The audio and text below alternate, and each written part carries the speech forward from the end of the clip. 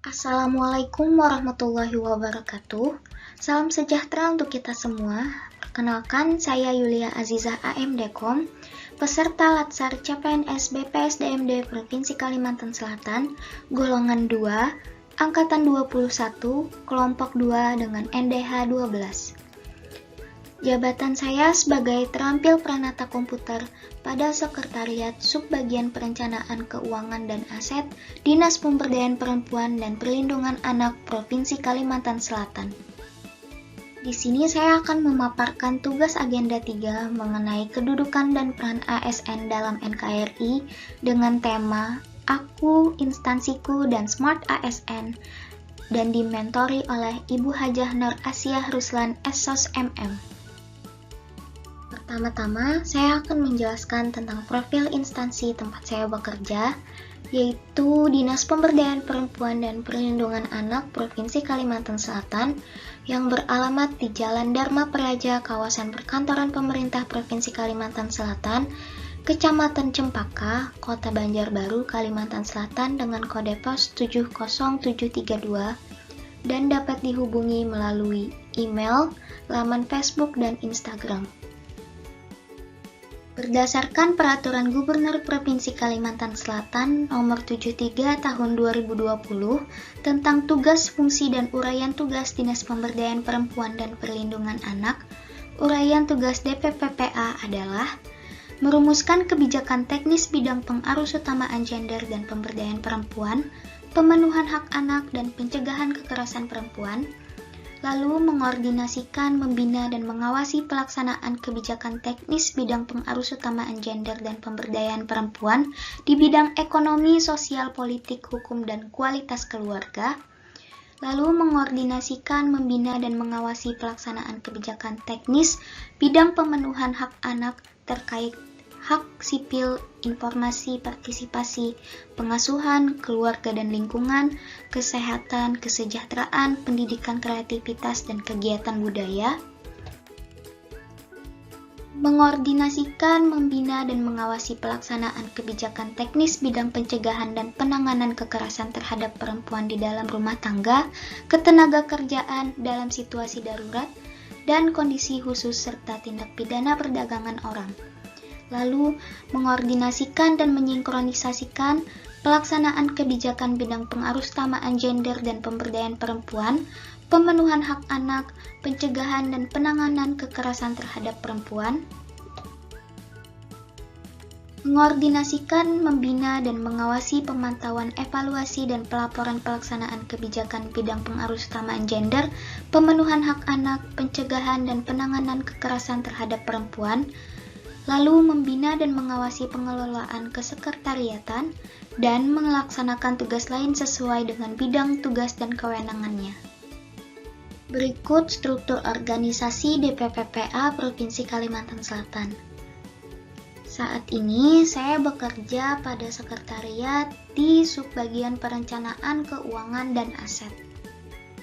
Selanjutnya, strategi misi dari DPPPA Provinsi Kalimantan Selatan. Strategi misi ke-1, yang pertama mengembangkan penerapan anggaran responsif gender, yang kedua meningkatkan dan mengembangkan SDM aparatur sebagai fasilitator PPRG di setiap SKPD Provinsi Kalimantan Selatan. Strategi misi kedua, yang pertama meningkatkan keterlibatan perempuan dalam proses politik dan jabatan publik. Yang kedua, meningkatkan peran serta organisasi perempuan dalam pemberdayaan ekonomi perempuan. Yang ketiga, meningkatkan partisipasi Angkatan Kerja Perempuan atau TPAK. Dan yang keempat, meningkatkan keterampilan perempuan dalam usaha atau industri rumahan. Selanjutnya, strategi misi ketiga. Yang pertama, menyusun kebijakan atau regulasi yang berkaitan dengan pencegahan dan penanganan perlindungan terhadap tindak kekerasan dan tindak pidana perdagangan orang. Yang kedua, meningkatkan layanan Pusat Pelayanan Terpadu Pemberdayaan Perempuan dan Anak atau P2TP2A Provinsi Kalimantan Selatan. Yang ketiga, meningkatkan kapasitas SDM petugas terlatih pada P2TP2A dalam pencegahan dan penanganan perlindungan terhadap tindak kekerasan dan tindak pidana perdagangan orang atau TPPO. Yang kelima, meningkatkan koordinasi pengelolaan dan penyajian data gender dan anak. Yang keenam, meningkatkan koordinasi pemangku kepentingan pemenuhan hak anak atau PHA. Yang ketujuh, mengembangkan kabupaten kota layak anak atau KLA. Dan yang terakhir, kedelapan, meningkatkan kapasitas SDM gugus tugas KLA. Selanjutnya, tugas pokok dan fungsi jabatan fungsional terampil Pranata Komputer sesuai dengan Permenpan RB nomor 32 tahun 2020, yaitu melakukan penggandaan data, melakukan deteksi dan atau perbaikan terhadap permasalahan yang terjadi pada sistem jaringan lokal, melakukan pencatatan infrastruktur teknologi informasi, melakukan pemasangan kabel untuk infrastruktur teknologi informasi, melakukan pemeliharaan perangkat teknologi informasi end user, melakukan deteksi dan atau perbaikan terhadap permasalahan perangkat teknologi informasi end user, melakukan perekaman data dengan pemindaian, melakukan perekaman data tanpa validasi, melakukan validasi hasil perekaman data, melakukan perekaman data dengan validasi, membuat query sederhana, melakukan konversi data, melakukan kompilasi data pengolahan, melakukan perekaman data spasial, dan melakukan uji coba program multimedia interaktif. Selanjutnya, Smart ASN.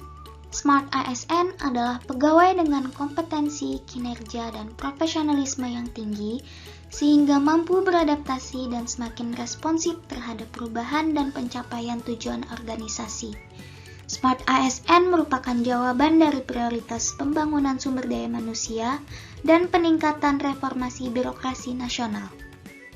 Berikut nilai-nilai Smart ASN. Yang pertama ada integritas, yaitu konsistensi berperilaku yang selaras dengan nilai, norma, dan atau etika organisasi, dan jujur dalam hubungan dengan atasan, rekan kerja, bawahan langsung, dan pemangku kepentingan lainnya. Lalu ada nasionalisme, yaitu sebuah pandangan atau paham kecintaan manusia Indonesia terhadap bangsa dan tanah airnya yang didasarkan pada nilai-nilai luhur Pancasila. Lalu ada profesionalisme, yaitu komitmen para anggota suatu profesi untuk meningkatkan kemampuannya secara terus-menerus untuk mengembangkan kemampuan profesi. Selanjutnya berwawasan global, yaitu pandangan atau sikap yang mendunia. Lalu menguasai IT dan bahasa asing. Berjiwa hospitality atau keramahan, yaitu memiliki sifat baik hati dan menarik budi bahasanya, manis tutur kata dan sikapnya dalam pelaksanaan tugas khususnya dalam memberikan pelayanan prima kepada masyarakat. Lalu ada entrepreneurship atau kewirausahaan. Selanjutnya, memiliki jaringan luas atau networking, yaitu membangun dan menjalin hubungan dengan orang atau organisasi lain. Adapun penerapan nilai Smart ASN di kehidupan sehari-hari pada instansi tempat kerja, yaitu mengikuti apel pagi setiap hari sebagaimana penerapan dari nilai nasionalisme, lalu disiplin dan bertanggung jawab dalam melaksanakan tugas sebagaimana penerapan dari nilai profesional, menerapkan sikap ramah, sopan, terbuka dalam memberikan pelayanan sebagaimana penerapan dari nilai hospitality, selalu ingin belajar tentang teknologi dan perkembangan zaman sebagaimana penerapan dari nilai teknologi informasi, menjalin hubungan sosial dengan rekan ASN antar instansi sebagaimana penerapan dari nilai networking, dan mempunyai jiwa kewirausahaan seperti keberanian, kreativitas, inovatif, pantang menyerah, serta cerdas dalam menangkap dan menciptakan peluang, sebagaimana penerapan dari nilai entrepreneurship. Sekian paparan yang dapat saya sampaikan. Sebagai penutup dari pemaparan ini, Mari kita tanamkan employer branding ASN berakhlak, yaitu bangga melayani bangsa. Terima kasih. Wassalamualaikum warahmatullahi wabarakatuh.